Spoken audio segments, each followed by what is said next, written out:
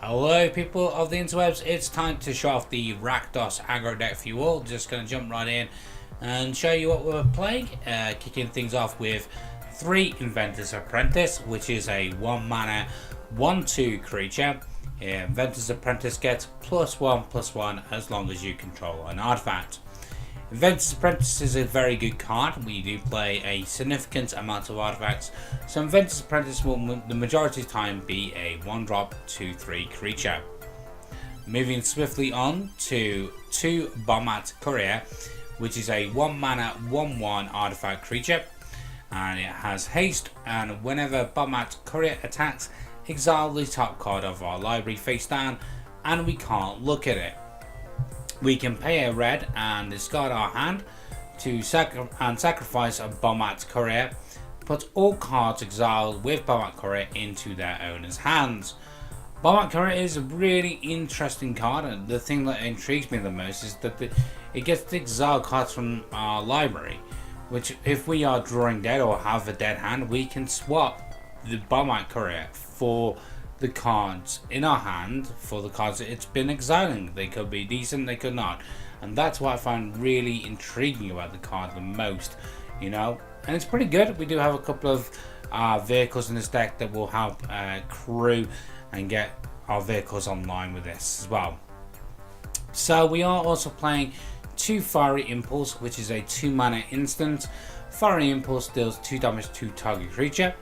And when we have spell mastery, which means that if there are 2 or more instant and or sorcery cards in our graveyard, Fiery Impulse will deal 3 damage to that creature instead. So as you can see, without spell mastery, this is a shock, and with spell mastery it is pretty much lightning bolt. Moving swiftly on to 2 Asylum Visitor, which is a 2 mana 3/1 creature. At the beginning of each player's upkeep, if that player has no cards in hand, you draw a card and you lose 1 life, and you can pay this for its madness cost, which is a generic mana and a black. And it is, if we were to discard its card, we discard it into exile, and when we do, we can cast it for its madness cost or put it into our graveyard. As we are playing a very aggressive deck, we are going to be emptying our hands pretty early and pretty efficiently. So a card like Asylum Visitor will help us stay in a position, stay in a winning position throughout the progress of a game. Moving swiftly on to the next card, which is 2 Scrapheap Scrounger. It is a 2 mana 3/2 artifact creature. It can't block, but we can pay a generic mana and a black and exile another creature card from our graveyard to return Scrapheap Scrounger from the graveyard to the battlefield. Scrapheap Scrounger is a great card. It's a great aggressive threat. You know, a 2 mana 3/2 is brilliant. Yeah, it can't block at all, but we don't care about blocking. We care about killing people, and the fact that we can get this back at instant speed and be able to attack with it on the next turn is just absolutely outside of this world. It's crazy. Moving swiftly on to the next card for you, ladies and gentlemen, once my mouse starts behaving, which is 2 Smugglers Copter. It's a 2 mana artifact vehicle.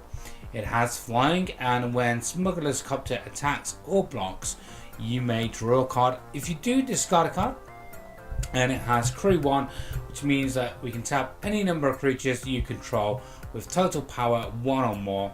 This vehicle becomes an artifact creature until end of turn, and when it's a creature, it is a 3/3.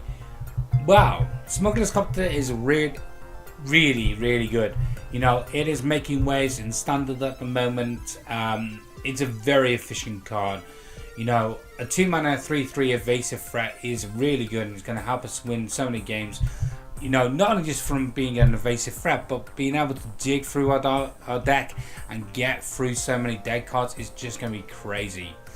Moving swiftly on to 2 Quito City, which is a 2 mana artifact. We can tap it, discard a card. Up to 1 target creature can't be blocked this turn, and whenever Quito City becomes untapped, we may pay 2 generic mana. If we do, we draw a card. I like Quito City. It helps us make an evasive threat. Also, when it becomes untapped, we can draw a card. So it works kind of like a clue token that we don't have to sacrifice. When you think of it that way, it's pretty decent for what it does. Moving swiftly on to 2 Grasp of Darkness. It's a 2 mana instant. Target creature gets -4, -4 until end of turn. Not much to see here. This deals with pretty much everything in the format at the moment.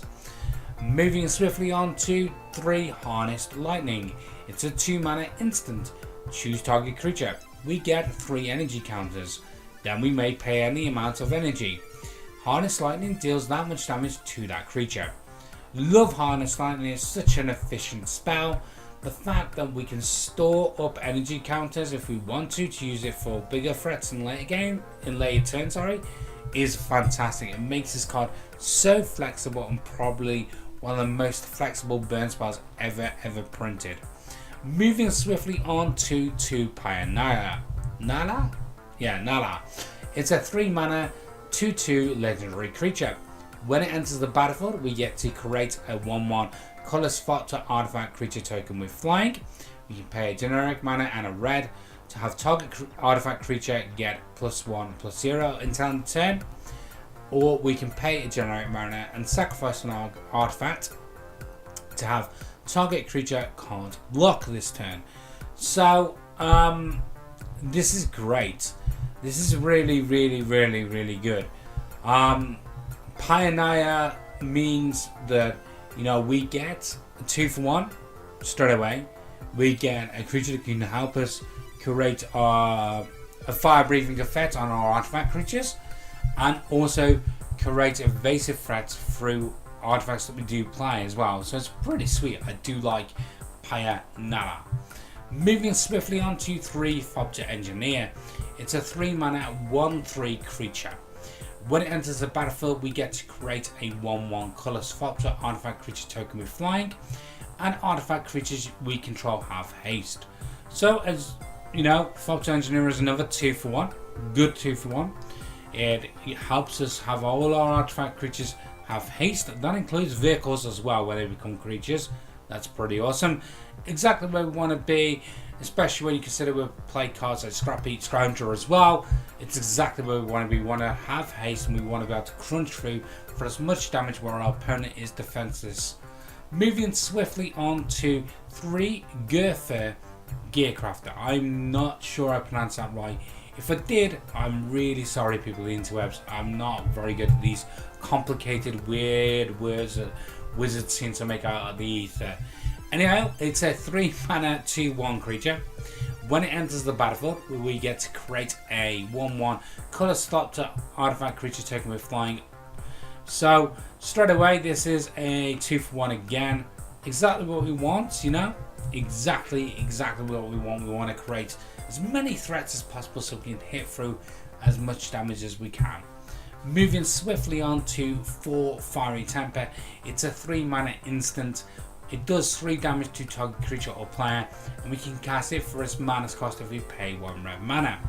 So Fiery Temper is really good. It's an efficient removal spell. It has 2 modes that we can cast this in, for 3 mana or for 1. We do play Quito City, which helps us a great deal because we can majority of the time cast this for its mana cost and then draw a card on our upkeep when it untaps. Well, when it untaps, we get to draw a card. Pretty sweet, I say. Moving swiftly on to 3 Unlicensed Disintegration, which is a 3 mana instant. It reads: destroy target creature. If you control an artifact, Unlicensed Disintegration deals 3 damage to that creature's controller. This deck has a ton of artifacts in it, so really what this card reads is destroy target creature and do 3 damage to that creature's controller. Yeah, sign me up for that sort of value. It's great. Moving on to the final card in our deck. Well, not card in our deck, sorry. I meant to say final spell in our deck. Yeah, that's more accurate. It's 2 Fleetwheel Cruiser. It's a 4 mana artifact vehicle. It has trample and haste. When Fleetwheel Cruiser enters the battlefield, it becomes an artifact creature until end turn, and it's a 5/3. After it enters the battlefield the first time, we can make it back into a creature by crewing it with 2. So we need the total power of 2 or more to be able to create this into a 5/3 threat. Fleetwheel Cruiser is great in every aggressive deck. Every aggressive deck should be playing this card. It's fantastic to play on an open board. Hitting our opponent for 5 damage is amazing. And the fact that we can we can use our Thopters to make this into a bigger threat is great, because if they kill this guy, then we can finish him off with the Thopters in the sky, which is great. Alright, moving on to the land, which is 6 swamps, 10 mountain, 2 Smoldering Marsh, which is a land swamp mountain. It adds for a black or a red, and it will enter the battlefield tapped unless we control 2 or more basic lands. We are also playing 2 Dragonskull Summit, which is a land that enters the battlefield tapped unless we control a swamp or mountain, and it taps for a black or a red. And then finally, to round off the deck, we are playing 3 Aether Hub, which is a land that when it enters the battlefield, we get an energy counter. Now we can tap and add 1 colourless mana to our mana pool, or we can tap and pay 1 energy to add 1 mana of any colour to our mana pool.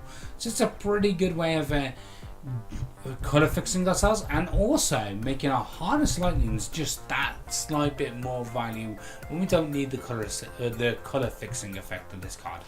Anyhow guys, that has been the deck tech for the Rakdos Aggro deck. You can see that the deck breaks down to 17 creatures, 20 other spells and 23 lands. And if you want to go and check out how this deck performed, that is going to be on the screen now, and I will catch you in the next deck tech. Bye bye.